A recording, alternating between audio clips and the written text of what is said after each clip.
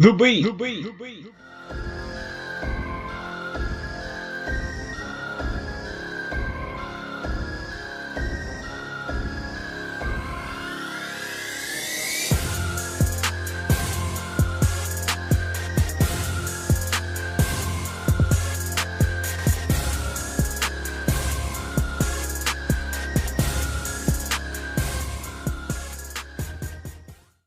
And this is the Beat Podcast. I'm MJ here with BD. Hi. And this is our finals preview and the NBA Finals between the Golden State Warriors and the Cleveland Cavaliers. Before we get into that, I just wanted to do a really brief hot topics. Obviously, the main center of focus is the finals and our predictions and dynamics of that. But just to start things off, a few hot topics. The biggest, of course, being Kobe Bryant news. He actually indicated to Mitch Kupchak that this is it, that next year will be his last season as a Laker. Now, it was very brief from both Kobe's side and Mitch Kupchak's side. So Kobe actually did respond on his Twitter, but he did not give any indication as to the details of what that meant. So obviously it means either one of two things. Either one, he's going to retire, or, and this maybe this is just my wishful thinking, but there's also the possibility that maybe it just means this is it with the Lakers. There's a possibility with another team. I think we talked a little bit about that when you talked about him possibly, like you wanting him to play for the Clippers, but I mean, if he did go to a good team, that'd probably be one of the favorites to win it, or, you know, if he has another season-ending injury or something, then might just call it quits. Yeah, I mean, that's true. You know, he's getting towards the end of his career, and now he's starting to get injured a little bit more, which is always unfortunate. You never want to see, especially like a great player like Kobe Bryant, go out on injury, like it happened with Steve Nash. So, and actually, Shaq technically played, but he was so injured in his last year with the Celtics. So Hopefully that's not the case with Kobe. And obviously it was more just speculation, or actually it's just more my hopeful thinking with the Clippers. But who knows? You know, now it actually is a possibility, even if a long shot. Okay, so the next hot topic is actually the Bulls fired Tom Thibodeau recently. No surprise. It sort of seemed like he clashed with the management's culture. We actually, you know, we don't know the behind the scenes and what exactly we don't know the details as to what they were clashing on, except that they had a different perspectives. I think Tom Thibodeau is a great coach. Hopefully he gets a job soon. Barack Obama actually tweeted something like somebody's gonna grab Tibbs real quick because he's such a good coach. But you know, for me, it's just all about who they replace him with. You know, it's a luxury to be a coach in the NBA, and I really don't have a problem with them firing him. Like, I understand sometimes you just need a different approach, even if you have a good coach. But my whole thing is, who do you replace him with? So, yeah, because he did a good job in Chicago. Yeah, he was such a good coach. So, our last hot topic, the one place I know he's not going, is to the New Orleans Pelicans. They just hired Alvin Gentry. That's right. He's a great coach. He was the assistant coach with the Golden State Warriors. He's going to finish out the season as their assistant coach. Previous to that, he was actually the head coach of Phoenix Suns, and he did a really good job there. So I think he'll be great for Anthony Davis and that mostly young group of players. So kudos to him. Yep.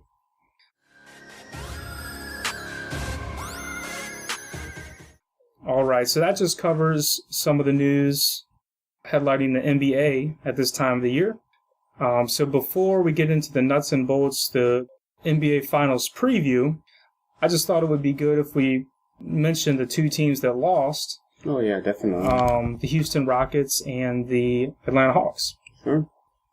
I don't know what happened to Atlanta. I think out of the two teams, maybe the more positive outlook is for Houston. Yeah. Because I don't know, they just seem to me like Atlanta just completely fell apart, and they played a much weaker Cleveland team without Kevin Love. If he had played, who knows what would have happened. Oh, yeah. They might have been embarrassed even more. But at least Houston was able to win, and they had some close games. I don't know, they played, I think, team like Golden State, they didn't have any major injuries. And also in Cleveland, Kyrie Irving, he wasn't at full strength. Yeah. So you really lost to a weakened Cleveland team pretty bad. So I don't know what happened to Atlanta. Yeah, it's crazy. Kyrie Irving actually didn't play the second to last game. I think it was the third game of the series. Right. It didn't look like they had any problem at all beating the Atlanta Hawks. Yeah. And LeBron didn't even have to play really tough. Yeah. And, lots of minutes. So...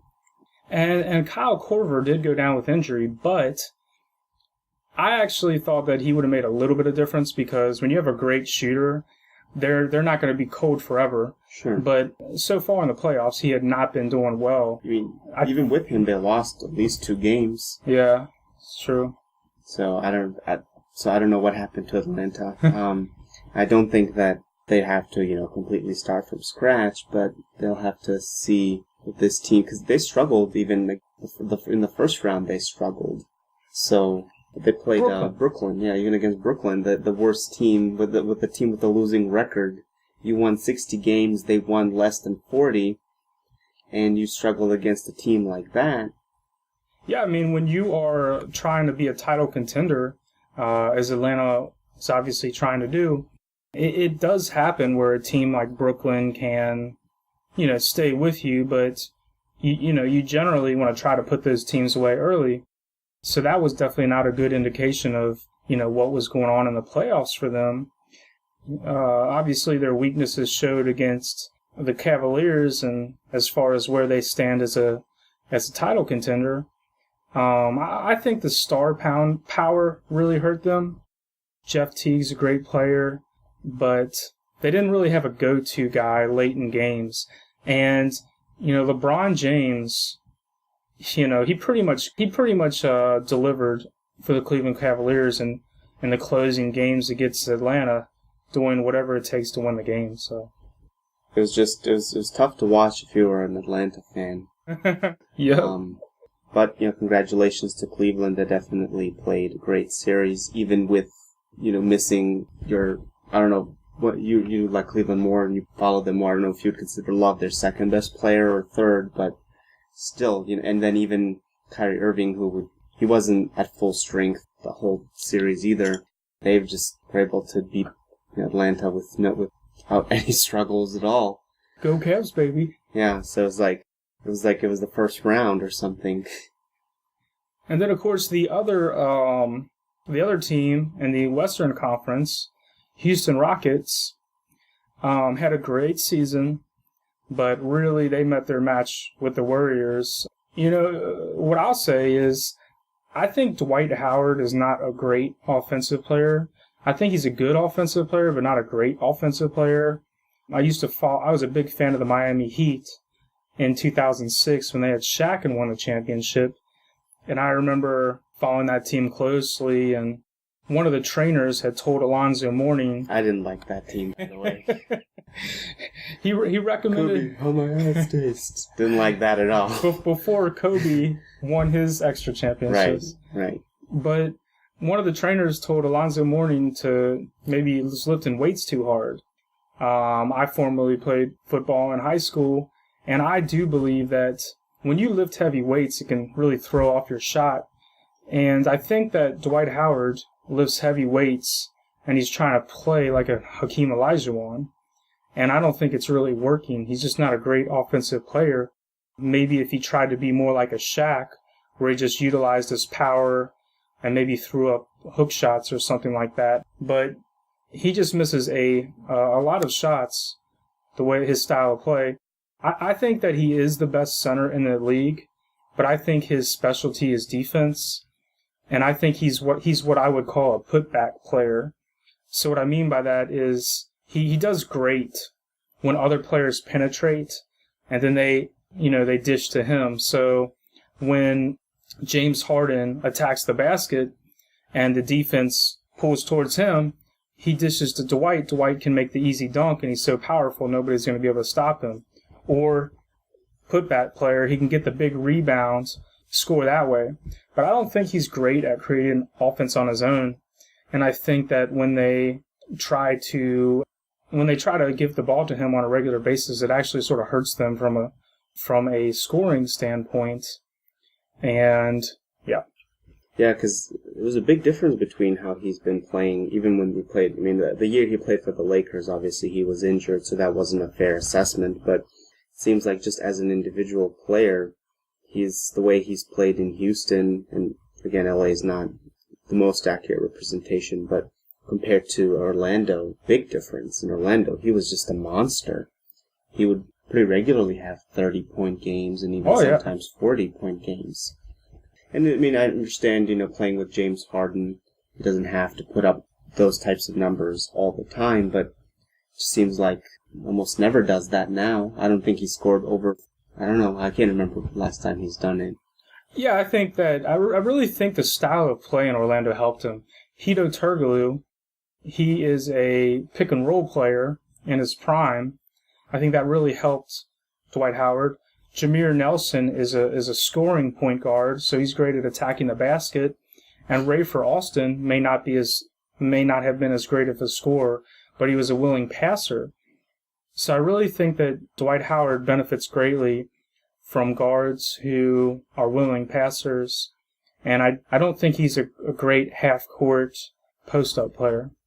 And then we were talking earlier about when Dwight made the decision to come to Houston. That changed my mind on how, not that I think badly of James Harden, but I just didn't think that Dwight Howard James Harden combination would be good enough to win a championship. We talked a little bit about that because at the time that Dwight made the trade, it was James Harden had only, I think, maybe for 1 year been on the Rockets. That's for sure. Maybe one or two. And, he was obviously getting, better and better. And at that time I was like, man, this guy, there's no way he should be a superstar or at least, get that much attention and praise. But obviously was proven wrong there. But it kind of showed a little bit in the series against Golden State where, he didn't really put up those huge numbers like LeBron or even like Steph Curry this playoffs. So I still don't think that combo is going to be good enough to win. And maybe if they do win, it'll be one and not multiple championships. That was one thing that I said when Dwight made the decision to leave LA, that I think if he had stayed, using him and him and Kobe and, whatever other piece they would have had at that time, probably they had still Pau Gasol, they would have been able to bring in another big name. It would have maybe taken a few years, but could have pitched that to a big star and said, look, hey, we'll have a chance to go for multiple titles. But with, the way that is in Houston, I just don't see them win if they do. And I heard that, I think it was the TNT crew or someone on ESPN, I can't remember, but they said, and I agree, that, it's not like Houston has to start from scratch. Yeah. They'll need to make a few adjustments. But, I still don't see, as of now anyways, I still don't see those two guys good enough to take on. I mean, they almost lost to the Clippers too. Yeah. They did beat them, of course, but I don't think like if they had played Cleveland either, that LeBron probably would have just been too much for them. And obviously, Klay Thompson and Steph Curry were. That's why they had Trevor Ariza trying to knock them both out. Yeah, with his karate moves or whatever. Yeah. I'm really impressed with James Harden. Definitely. I'll sorry for interrupting, but I don't want anyone to think that I mean that he's not an amazing player. Definitely is. But still, for me personally, I don't see that he's yet great enough to help against, when you go against the best talent that he's, say that he went back to Oklahoma City, for example, I would still put him as the number 3 player. Durant and Westbrook I'd still put over him. basically. But that helps clarify things up. And Russell Westbrook was a long shot, but he was in the MVP conversation this year. Mm-hmm. I felt like James Harden had a great evolution. He was the third player on the Thunder offensively, coming off the bench, helping and scoring. And I really felt like moving to Houston, I was disappointed for the Thunder because you lose such a big score, it's going to hurt you trying to win a championship. Right. But for him, he really got better. A lot better than I ever thought he would be. Same here. He really he got an opportunity he would have never gotten in Thunder, and I think he really got better because of that. He's a different player than Russell Westbrook and Kevin Durant. He's not as athletic. He's a smart player. He relies heavily on getting to the free throw line. He's left-handed, and his style of play makes it hard for the defense to not foul him when he's attacking the basket. I think he's improved tremendously. He's a new young star in the NBA, but, I agree with BD. There's definitely a space between him and the elite players in the NBA, and I think it really just comes down to how much he can improve. I always say with new players coming into the NBA, it's about a few things, but it's about knowing your role, and it's also about improving. If you are a great college player and you try to come into the NBA and you don't improve, you're not going to last long. And most players that come from college to the NBA, you're no longer the star. So you have to know your role. You have to figure out how you can help a basketball team.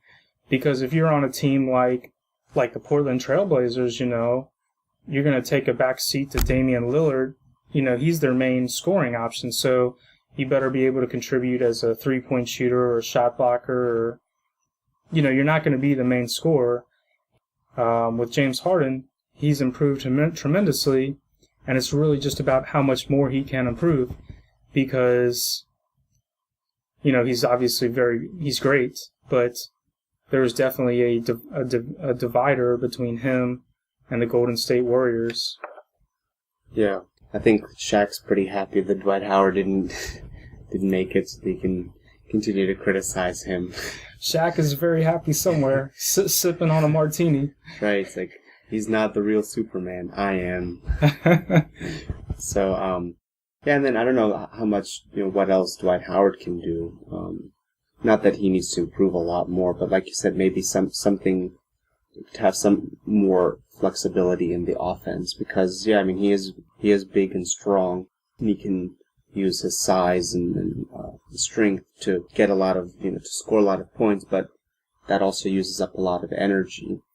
So you can't rely on that all the time. So if you need another, one or two other, one really good move that you can use and something else, kind of like Blake Griffin. He was so dangerous because he was able to hit that little mid-range jumper, which a year ago, you would just let him take that, whenever he wanted it because he would make it. You would live by it. Right. Yeah, he was not great at it. Right. But so if Dwight Howard could do something like that, or have some sort of a post move to help him score to where he doesn't have to constantly use his strength, maybe that could be the difference.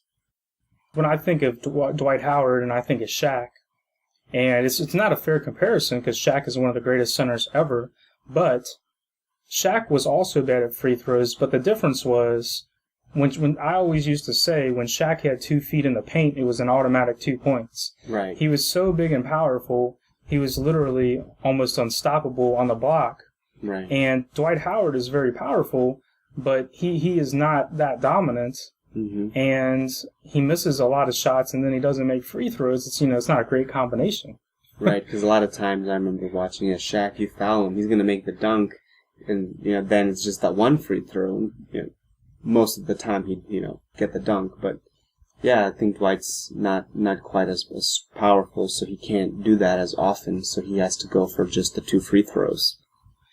The Western Conference especially really surprised me this year. Oh yeah. With how well the Clippers have played and how well Houston has played.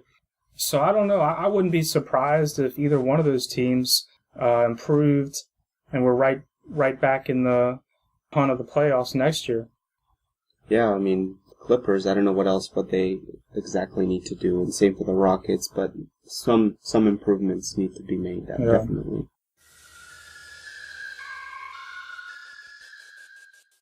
Yes, okay, so the NBA Finals preview, a lot of great dynamics, a lot of great storylines. I'm really excited. I actually think I thought before the Cavs had a chance, but the way they dismantled the Hawks, games without Kyrie Irving, I think they have a great chance. And Kevin Love. And of course, no Kevin Love, so two of their best players. I think they have a great chance of knocking off the Golden State Warriors. And at the beginning of the playoffs, even when they had Kevin Love still, I really didn't think that they were good enough to even beat Chicago. But doing all this without Kevin Love, how good would they be if they had him? That's, like, if I was a Cleveland fan, that would make me so mad. It's like, man, this guy, like, he was there all season, and he helped us win the first round, and how much easier would it have been? Maybe would have taken some pressure off of Kyrie, and then he wouldn't have had to play as many of those games. Yeah. But obviously, that's all speculation, because obviously Kevin Love was injured, but how much better would they be with him? So I don't know if I felt like Cavaliers really utilized him well in their offensive system. Under the David Blatt system, he was more of a spot-up three-point shooter, but regardless, he's a great player. And he was still averaging nearly 20 points a game, and of course, nearly 10 rebounds. So, you do the math. If you average roughly 80 points a game, that's a fourth of your scoring gone. I thought LeBron James, clearly the leader of the team, and for sure, just kidding. He's really done a good job adjusting without Kevin Love, and keep making his teammates better. Utilizing the talent that they have. And like all great players, one difference between pro and coach is the real greats, like a Michael Jordan, like a LeBron James, like a Kobe Bryant, they're almost player coaches. And they've earned that right. They've had all that experience in the NBA. They're going to get all the criticism if they lose. And LeBron James is definitely a player coach on the team. Sometimes overriding David Blatt. It's actually not unusual. Because I remember being a huge Michael Jordan fan, just watching, documentaries and different things about him. One person they interviewed, can't really remember who it was, but they said that Phil Jackson didn't run the team, Michael Jordan ran the team. What they meant by that is Michael Jordan was just a driving force with his will and desire to win, and pushing the players, that, he was just as much of a coach as the coach. And I think LeBron James, especially with David Blatt being a young coach in the NBA, obviously he's had experience overseas, but as far as an NBA, he's a rookie coach. I think LeBron James has really, taken control of this team when necessary. Sure. Yeah, I mean, I think it's going to be an interesting finals. Should go at least 6 games, I think. I'm still sticking with Golden State. They look really scary, as long as, Klay Thompson isn't injured, because I think LeBron is still obviously the best player in the world. He has been ever since the torch was passed, down to him from Kobe. But I think like he could do more things for the team if Kyrie wasn't 100%, but it would be more difficult for Steph Curry to be able to do the same for the Warriors. So Klay Thompson, if he's not able to play at 100%, then Cleveland will definitely have a big advantage and will probably win it all. But as long as, and that's, I think, one of the other good things for why they ended that series early, is now he'll have pretty good amount of time to rest, and hopefully he won't have any more symptoms or any issues with the concussion that he suffered as a result of the assassin. Yeah, so Trevor Ariza jumped up and kneed Klay Thompson in the head and caused his ear to bleed. Maybe he thought it was an MMA or something. I don't know. I think he did officially have a concussion. Yeah, he did. Did he? Mm-hmm. But Steve Kerr has said that he should be playing in Game 1, so hopefully he's 100%. Sure. And the same with Kyrie Irving. He, has trouble with tendonitis. He did actually play the last game to close out Atlanta for some, minutes. So hopefully he's back healthy because you want to watch the best players in the NBA Finals. You don't want to see key players injured. So yeah, I mean, both being considered the second best player on their team, obviously you want to see him play. Sure, definitely. So what do you think? Are you still sticking with the Warriors, or are you changing to Cleveland? I'm sticking with the Warriors. They're actually both of them are my favorite teams. I love the coach for Golden State Warriors, Steve Kerr. I think he might be the next great coach in the NBA. That would be awesome. Oh, yeah. And then, of course, with Cleveland, I want to see Cleveland win that first championship. Yeah. But it's hard to go against the Warriors. The Western Conference is harder, and they've dominated the Western Conference. Yeah, they did go through a much tougher slate of teams, and the most they've lost was 2, right? Against Memphis. Yeah. Usually you never see a player in the NBA who can consistently just take long-range shots and make them. Stephen Curry has done that. I don't really think we've ever seen a three-point shooter like him before. And one of the most underrated aspects of the Golden State Warriors is their wing defenders. Mm-hmm. Andre Iguodala, Green, great defenders. Very versatile. They'll be key against LeBron. Yeah. I think, in Iguodala, he's a pretty big, strong guy. He'll be important. That could be where the Kevin Love factor might hurt him, because when the defense tightens down on LeBron James, having a guy like Kevin Love to kick it to, obviously tremendously helps. Right. Because I remember in, I think it was 2010, when the Lakers were, hunting for their repeat, when they played Oklahoma City. Kevin Durant, I think maybe that was the first time they made it to the playoffs.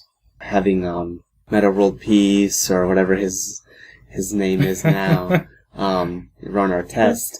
I watched that he really made it difficult for Kevin Durant. I think at some games he shot 25%. So obviously that's not going to happen to LeBron. That was Kevin Durant's first year in the playoffs, or one of the first years, but having a guy that is, big and physical makes a big difference, and it really hurt Oklahoma City. They're still able to make it a long series, but it definitely made things difficult. And like you said, not having Kevin Love, if they're able to even somewhat slow down LeBron, would really make it difficult for Cleveland to be able to win this series. When I look at the keys for Cleveland to win this series, they have to score more points than the other team. Yeah. And then they'll win the game. I don't understand why they make it so complicated. It's so easy. You stop the other team from scoring more points, and you try to score more points than the other team. I could easily be a coach. I think that this isn't actually even a strategy. Well, it is a strategy. They probably won't do it the whole game, but in key moments, they have to put LeBron James on Stephen Curry. Right. Stephen Curry is the heartbeat of their offense. He takes so many tough threes already and makes them. LeBron James is one of the best defenders in the game. Mm-hmm. That could really hurt Stephen Curry's scoring ability, and it would be really interesting just to see. I've seen Stephen Curry hit tough shot after tough shot over great defenders, but LeBron James is an elite, one of the best defenders in the NBA, and it'd be interesting to see if they keep going in with LeBron James draped on them. And then I think the other key is just for LeBron James to keep everybody involved. The Cleveland Cavaliers are hard to beat when they're all on the same page. When they get Timofey Mozgov going, when they get Dellavedova going, J.R. Smith going, they are very, very hard to beat. Cleveland's general manager did a great job of putting together a team with a lot of offensive threats. Mm-hmm. Sure. And if Kyrie Irving is at his best, scoring 20 to 30 points a game, they could very well have the series. True. I think we wanted to talk about the last thing we talked about this was the implications.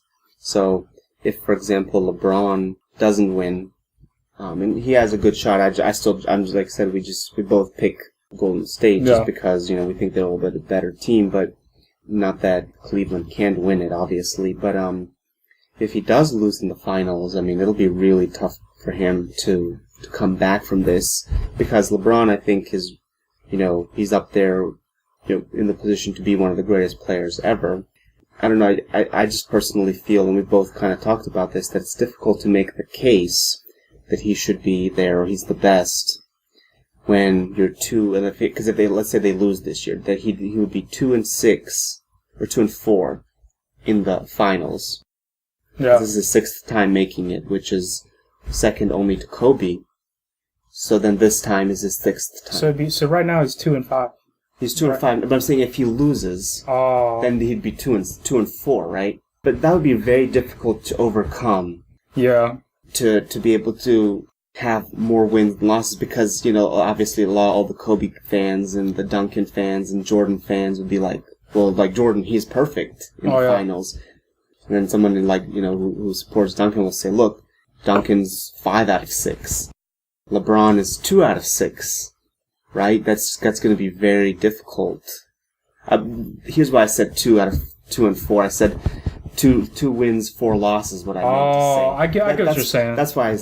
But yeah, right. I mean, being 2 out of 6 in the finals is, I don't know. It's just difficult to overcome. Same with like Magic, right? He's got more wins than losses in the finals. Same with Shaq, right? Shaq has been in the finals 6 times. He's won 4 of those times. So he has a good chance of winning it, and if he won, then he'd be 3-3. Yeah, I mean, first off, I just think it's amazing that Michael Jordan won 6 for 6 in the finals. Sure. That's amazing. Right. I think that this team might be a dynasty. But that's obviously every NBA offseason is a crapshoot, and there's so many free agents, and they got to make sure they keep key guys like Timofey Mozgov and J.R. Smith. And if they lose any one of those guys, it could hurt them tremendously. If they have a dynasty, that's the only thing that could really redeem a loss this year. And it's really not fair to compare these guys to me. It always bothered me because Michael Jordan had done so much for the league. And I understand it. You want to create excitement for the league. And this is the new young player, so is he the next Michael Jordan? But they always fall short. And it's really not their fault. It's just an unfair expectation from the beginning. But yeah, I mean, obviously going 2 for 6 in the finals, is obviously not a winning record. Sure. We talked about this. I mean, just making it to the finals is a big deal. Yeah. But I just, when you want to say he's the best ever, he's the best since Jordan, Kobe's going to have a lot to say about that because he's 5 out of 7. And what I meant to say when I said earlier, second only to Kobe and finally I meant, in the recent times. Yeah. Obviously, there have been players that have made it more times than that as well. But so it's just, because a lot of times, if you remember those MVP, the Muppets commercials, they had LeBron, and because there was big debate earlier on which of those two guys is better. Yeah. And it's just, I don't know, you have to, when you want to talk about who's the best, you have to take everything into account. And the finals and championships, I think, are the biggest factor. And if he doesn't win, if he has a losing record in the finals, the games that matter the most, then, it's going to hurt his legacy. I'm a LeBron James fan, but I don't think it's fair when people say he's the best of all time. Sure. There's been so many great players in the NBA history.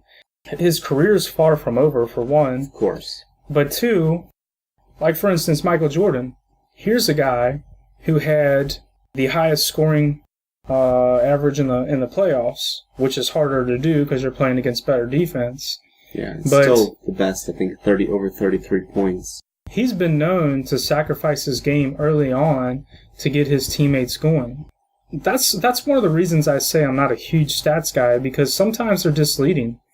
Sometimes great players sacrifice their own scoring to get their teammates going. When you win championships and there's 2 and 3 defenders on the best player in the finals, you need that open guy to have confidence in his shots. He gets that confidence early in the season when the best player passes to him. So sometimes stats are a little misleading. LeBron has phenomenal stats. He's really a hybrid. He's a Michael Jordan and Magic Johnson combined, right? With a little bit of just a power forward because he's so strong. But, as far as I'm concerned, Michael Jordan is the best player ever. And, I don't want to knock LeBron's past. But just in all fairness, in fairness to Michael Jordan, LeBron won 2 out of 4 championships on a team, with 2 All-Stars. And when Michael Jordan, Scottie Pippen is a great player. And obviously they had Dennis Rodman in his later 3 championships. But Dennis Rodman is not a great offensive player. Michael Jordan, and this actually is Michael Jordan compared to a lot of NBA stars and their situations. But he did more with less. You look at the Chicago Bulls, a lot of those players on the Chicago Bulls in both of their championships, teams weren't, dying to get those players. So I just, I don't know, when I think of the greatest player of all time, Michael Jordan did things I've never seen before. I'm not really a big fan of the hype. Yeah, I just feel like what Michael Jordan did, to dismiss that, is unfair to him. So it's not really a knock at LeBron or Kobe or any player who has sort of followed in his footsteps. It's just that I don't think it's very fair to Michael Jordan to call another player the greatest player of all time, especially like BD is saying, when they don't even equate to the number of championships he has.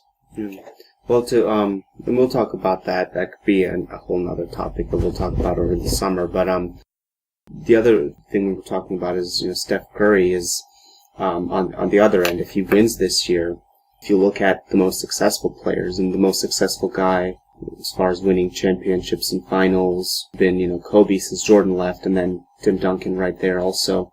But both of those guys have started winning very early on in their careers. Yeah.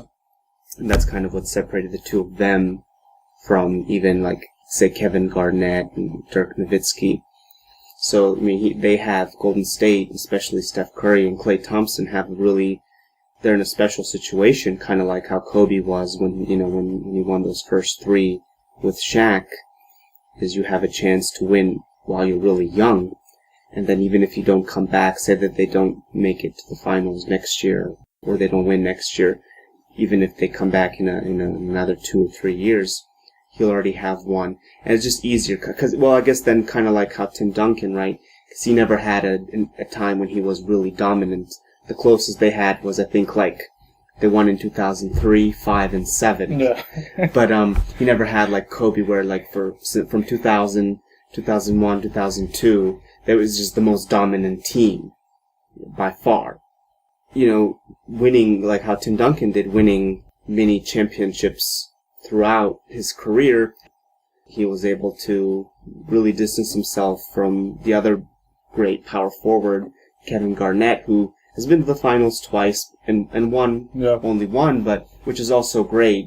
You shouldn't, say that he's had a poor career. Of course not, but you see a big difference. So Steph Curry and Klay Thompson, they have a really good chance now, put themselves in a good position. If they win now, they can distance themselves from like Russell Westbrook, James Harden, Chris Paul, and say, I've already won, and I can continue to win more because I'm young. We have a great team, we can continue to improve, and you might see the next, guy that wins multiple championships instead of just one, or possibly just, 1 or 2. You can win multiple, like 3 or 4 or 5. So that was just interesting, if I was definitely. Steph Curry, that'd be something that'd be on my mind. It's like, this is so important because, and look at Oklahoma City, right? It's been years now since they've been in the finals. They they had a chance to win it. Durant and Westbrook were young, and they still are, but they, can win multiple championships still. But it's just, you can see how it's difficult to get back to the finals. Obviously, if I'm LeBron, you need to win it to help your legacy, to get back to, because it's just going to be tough if you have an overall losing record in the finals. Anyone that's a Duncan, Kobe, Michael, Magic fan will be like, well, the player that I like more, won it when it counts.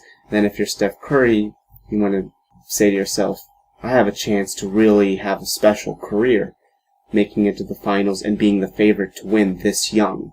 Definitely. Because they won well over 60 games, so I don't know, it might be a start of something interesting. You never know when your chance to get back in the finals is, and that's one of the reasons I'm really rooting for their Cavs this year and hope they pull what I would consider the upset. It's been 8 years since they've been, right? Wasn't it 2007 was when... Oh, yeah, and they didn't have a chance. Right. You know. No one expected them to win. I mean, if the Spurs get LaMarcus Aldridge, you know, they're their favorites again, and they're going to be really hard to beat. So, you know, if you're the Cavs, obviously everybody wants to win the finals, but this year is especially important. And, you know, with Golden State, I think they have a chance to be something really special. Maybe they'll be a dynasty. Maybe that's where Kobe will go next year. They're just, they're so selfless. They've got so many, options. And sort of like the Bulls when Michael Jordan played and some of these other teams, some of their options on offense are a little bit, underrated. They've just got a lot of talent. Sure. Yeah, and I guess maybe we'll see obviously who wins, but if Golden State wins, the only thing I could see them having to improve on is maybe get either like a veteran or two or something to improve either your size a little bit for the playoffs or defense. Yeah. Because obviously when you're the champion, you get the best out of everyone. And you can't consistently rely on winning multiple titles by just offense. So that would be the only thing. But yeah, this could be the start of something special in both teams, because it's not like Cleveland is old either. They win it. I think one of the interesting dynamics, of course, the biggest would be LeBron versus Stephen Curry. And Stephen Curry, now, he's proved he's a great player. Now he's got to prove, can he compete against, the best player? But another aspect I think is really interesting is the Steve Kerr versus David Blatt. David Blatt is a true rookie coach, just sort of like a college coach when they go to the NBA, because he does not have that background of experience in the NBA. Steve Kerr is the opposite. He may be a rookie coach on paper, but he is no rookie to the NBA, from playing with championship teams and players to being an NBA analyst. Steve Kerr knows what he's talking about. Sure. That's why I think he'll be a great coach in the NBA. But if the Golden State does win, I'll be really happy for Steve Kerr. What a phenomenal story, just going from a bench role player to a NBA champion winning coach. Yeah. And I will say this, because we talked about makeup awards and the Defensive Player of the Year. A lot of the Coach of the Year really depends on the team that's improved the most. But if the Golden State Warriors win it this year, obviously Steve Kerr will have a good chance to win it every year, being on a good team. But I think he'll be a very likely candidate to win Coach of the Year next year.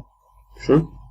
Yeah, and I think one of the last things I was thinking about is just I really don't think the Kevin Love factor will be huge for Cleveland. Not because Kevin Love's not a great player, just because their offense didn't really utilize him. I actually think Kyrie Irving has improved tremendously this year. When you play with a player like LeBron James and players can't double team you, it makes you better. So that's one reason, he's done better and been able to put up career points. But really, him and Kevin Love, style of play is very different. The big difference is Kevin Love is going to give you more rebounds, Kyrie's going to give you some more assists, but I really don't think that Kevin Love will be a huge factor for Cleveland in the playoffs if they can compete.